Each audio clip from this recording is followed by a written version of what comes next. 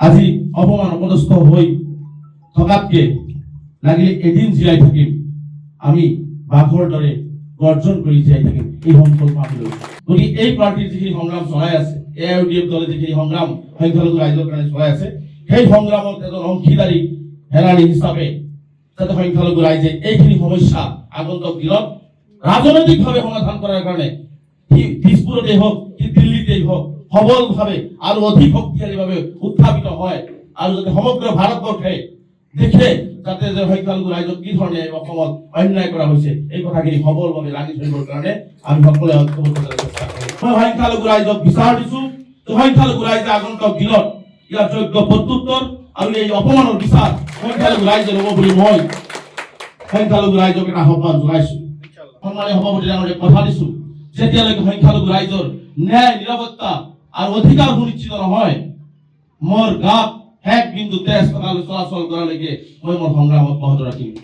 অসমৰ ইমূৰৰ পৰা সিমূৰলৈকে পাহাৰ ভৈয়াম মুক্ত কৰা সকলোতে সমন্বয়ৰ বাৰ্তা বিলাম, য'ত কেৱল মানৱতা থাকিব, য'ত কেৱল অসম থাকিব, অসমীয়া থাকিব, এই সমন্বয়ে মই লৈ যাম। মই দল ত্যাগ কৰাৰ পিছতো মানুহৰ মহানুভৱতা আচলতে সংগ্ৰামক যে মানুহে শ্ৰদ্ধা কৰে বা কৰিব লাগে, এই কথাখিনি আকৌ পদ্ধতি ডাঙৰীয়াই কিন্তু প্ৰমাণ কৰি দিলে। কাৰণ মই যেতিয়া অসহায় হৈছিলো, মোৰ কাষত থিয় হবলৈ মানুহ নাছিলে। আজি যেনেকুৱা ধৰণে সৰ্বভাৰতীয় কংগ্ৰেছ দল আজি ভূপেন বৰাৰ ঘৰৰ চোতালত পৰিছে, সেই সময়ত মোক টেলিফোন কৰি সাহস দিয়া মানুহ নাছিলে অসমত। কিছু একাংশ বিশিষ্ট ব্যক্তি, বুদ্ধিজীৱী, কিছু সাংবাদিক, লেখকে হয়তো সামাজিক মাধ্যমত মোৰ বক্তব্যটো সঠিক আছিল বুলি কৈছিল, আৰু সেইখিনি সাহস লৈ মই জীয়াই আছিলো। আৰু 3টা দিন মোৰ পৰিয়ালৰ মাজত কেনেকুৱাকে গৈছে, এইটো মোৰ বাহিৰে মোৰ পৰিয়ালৰ বাহিৰে কোনেও গম নাপায়। আমি জীয়াই আছিলো নে মৰিছিলো, এই 3টা দিন আমি গম পোৱা নাছিলো।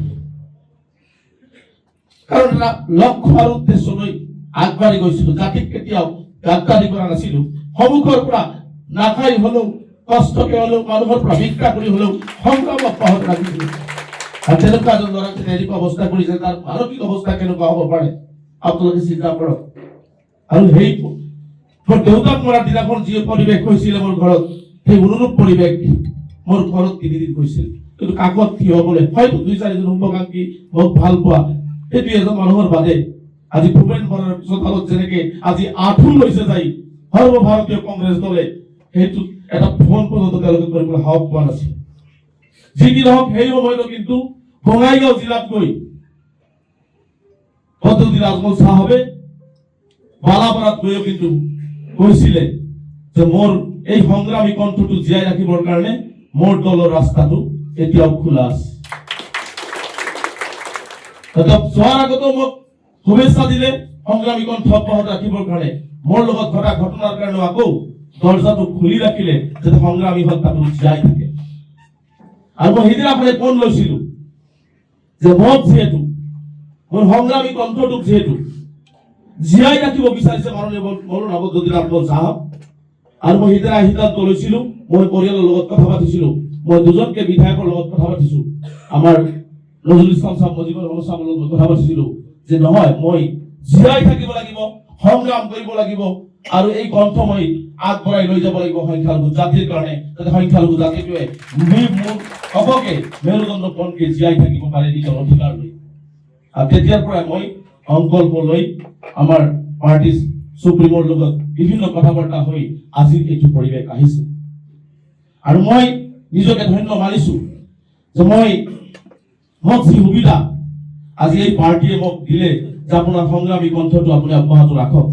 কাৰণ আপোনালোকে জানে যে অসমৰ সংখ্যালঘু সমাজৰ বৰ্তমানৰ পৰিস্থিতি হিমন্ত বিশ্ব শৰ্মা ডাঙৰীয়াই কি ধৰণে আমাক অন্যায় অত্যাচাৰ, কি ধৰণে আমাক নিক্ষেপ কৰাৰ এটা ষড়যন্ত্ৰ ৰচনা কৰিছে, আৰু এই কথা বাৰ্তাবিলাক সৰ্বভাৰতীয় পৰ্যায়ত তুলি ধৰি ইয়াৰ ন্যায় আৰু নিৰাপত্তা সুৰক্ষিত কৰিবৰ কাৰণে আমি সংগ্ৰাম কৰিব লাগিব।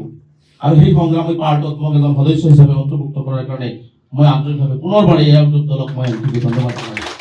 আৰু মই কথা দিছো, মই সভাপতি ডাঙৰীয়াক, সন্মানীয় সভাপতি ডাঙৰীয়াক কথা দিছো, যেতিয়ালৈকে সংখ্যালঘু ৰাইজৰ ন্যায় নিৰাপত্তা আৰু অধিকাৰ সুনিশ্চিত নহয় মোৰ গাত এক বিন্দু তেজ চলাচল কৰালৈকে মই মোৰ সংগ্ৰাম অব্যাহত ৰাখিম। মই অসমখনৰ হৈ কাম কৰিম, অসমৰ সকলো জাতি জনগোষ্ঠীৰ হৈ মই কাম কৰিম। সমন্বয়ৰ কথালৈ তেওঁলোকে বিতৰ্ক কৰিছে, মই কথা দিছো আজি সভাপতি ডাঙৰীয়াৰ ওচৰত, মই পুনৰবাৰ অসমৰ ইমূৰৰ পৰা সিমূৰলৈকে পাহাৰ ভৈয়াম ব্ৰহ্মপুত্ৰ পৰা সকলোতে সমন্বয়ৰ বাৰ্তা বিলাম। য'ত কেৱল মানৱতা থাকিব, য'ত কেৱল অসম থাকিব, অসমীয়া থাকিব, এই সমন্বয়ে মই লৈ যাম। আজি দুখৰ বিষয়, আজি এনেকুৱা ধৰণৰ এটা পৰিৱেশৰ মাজত আজি অপমান অপদস্থ হৈ থকাতকে লাগিলে এদিন জীয়াই থাকিম, আমি বাঘৰ দৰে গৰ্জন কৰি জীয়াই থাকিম, এই সংকল্প আমি লৈছো। গতিকে মই বেছি কথা নকওঁ। আজি আমাৰ বহু সমস্যা আছে, এনআৰচিৰ সমস্যা, ডি ভোটাৰৰ সমস্যা, পুছবেকৰ সমস্যা উচ্ছেদ কৰি মানুহক যিটো জাদা কৰি জীৱন যাপন কৰা হৈছে, এই সংগ্ৰামখন মইতো কেৱল ৰাজপথত চলাইছিলো, বা আইনগতভাৱে চলাইছিলো।